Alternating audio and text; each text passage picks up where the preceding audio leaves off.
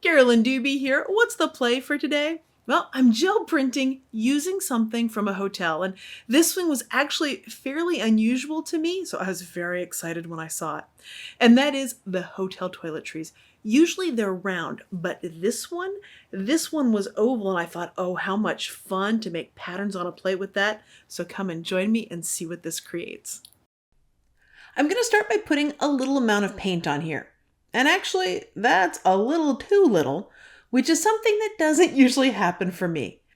But anytime there's too little paint, you simply put a little bit more on.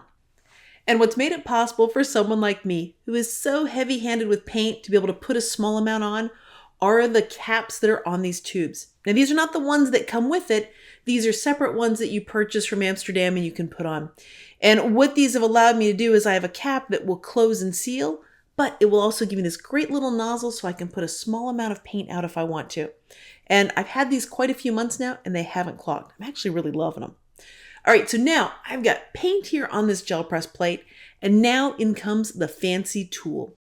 Yep, that little bottle of hotel shampoo is making those ovals. And I'm simply stamping it into the paint and stamping all around here on the plate. As I'm taking that fancy tool and pushing it into different colors of paint, I'm actually transferring little bits of that paint to other parts of the plate. On this print, I'm doing a very controlled pattern, trying to keep things in neat and tidy rows. In the next print, I'll show you some looser ways to do this.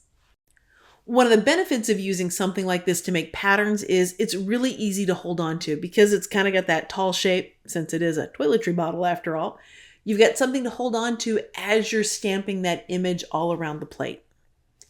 Once you've got it everywhere that you want it, then it's time to grab a piece of paper and put it on there to take the print. You might have noticed that my gel press plate is larger than the paper that I'm using. And there's no rule that says your paper and your plate have to be the same size. So when I put this next piece of paper on here, I'm getting part of it's going to be a fresh print and part of it's going to be a little bit of a ghost print because these papers overlapped a little bit. And I love the kind of variation that that creates within a print. If cleaning off your gel plate brings you joy and you want to do it, then absolutely anytime you want, do that. For me, clearly, it doesn't bring me joy. I didn't want to clean off those little bits of paint that were on there, and I'm just going to put the next colors right on top. Now, there are two benefits to this. One is you don't have to spend time cleaning. And the other is you'll see some of those pinks and orange show up in this print, even though I'm just putting blues and greens on here. Now that that paint is all spread around, it's time to bring in some pattern with that hotel shampoo bottle. And I'm going to speed up the camera here because you get the idea of just pushing it down, because I actually do a whole bunch of it. On the last print, you saw me do it in orderly rows, but this one, not going like that. This is random, it's everywhere, I'm doing it on top of itself. I'm just going to town doing a whole bunch of them on here. I could have stopped at any point, but it was so much fun. I had some loud music playing in the background, and I was just having a lot of fun building this pattern up. Now that I'm ready to take the pull, I've got the camera back at the normal speed, and I'm simply pushing this paper down here so it can grab as much of that pattern, that paint, that stuff that's on there. Any color that you see in this print that isn't the blue, the green, or the yellow, that means it was some of the grunge being picked up from the first print. This next print is going to have a bunch of white space on it because there's an area where there isn't much paint on the plate. So it's not a surprise to you that if there's not much paint on the plate, not much paint comes up on the paper. And so I've got this big area of white space. And if you want that and you want to leave it that way, you absolutely can. But keep watching because I'm going to share with you a way that you can get rid of that white space thanks to the plate. We've got the first round of layers done on these prints. Now let's add a little bit more to it. This time I'm just taking two colors of blue here, mixing them right on the plate. It's going to create a nice little bit of color variation. Now anytime there's a bunch of white space on a paper, it's calling for color to me. So I'm going to take that print that we just did and all that white space over there, and I'm going to put a bunch of this blue there. And did you notice how I was holding up some of the paper? Only part of the paper was touching the plate, because I only wanted to put that blue in certain areas. On these prints, the blue is really going to pop and stand out, so you can see how the paper's only touching in some of the areas. You can do this in corners, along sides. This is a great way to add a little bit of color onto a print. I say that as if I'm just putting little touches of color. It's also great for putting a whole bunch of color onto a print. One of the things I haven't talked about yet in this video is the brayer.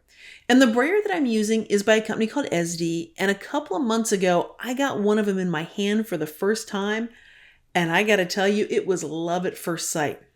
And the reason is because of how it feels in my hand. It's very well made, it's very sturdy, it's very strong, so I don't feel that I have to be careful or delicate with it. It can really take whatever I'm dishing out. Now they make several different kinds of brayers, and this one is the 4-inch soft rubber brayer. And down in the video description, I have links to everything that I've used in this video, from the 12x14 gel press plate, the paints, the little nozzle caps, the brayer, all that stuff is down there for you. And if you're looking for more ideas, more techniques that you can use with your gel press plate, be sure to hit the subscribe button. That way you'll know as soon as Gel Press has a new video out. And you can also check all their existing videos out. They've got a bundle of them. And since gabundle isn't a real word, but I think you know what I mean by it, it'll be interesting to see what comes out in the captions, how they decide to spell that. Okay, so here I am at the end of the play session, and I am gonna put papers on here. I'm gonna pull a whole bunch of this stuff up. I've put one whole piece on there. Now I'm gonna put this other one right on top. Probably not gonna surprise you that where the papers overlap, yeah, there's not gonna be any paint on that. But here I'm just gonna grab up the little bit that's on the edge there and add it to some of the white space that was from one of the earlier prints. One of the many things that I love about gel printing is how you can get so many different looks from the same supplies. I mean, every print you have seen me make in this video was using the same supplies, but the prints can look very, very different. I mean, the prints I'm pulling off here, they look dramatically different from those first prints earlier in the video. All right, so here comes the final pull from the play session. And I just want to say thank you so much for sharing part of your day here. I appreciate you stopping by and watching. If you've been enjoying this video, I would so appreciate it if you gave it a thumbs up. And of course, if you know somebody that would enjoy some gel printing, share this video with them. Thanks so much for letting me be a part of your colorful journey.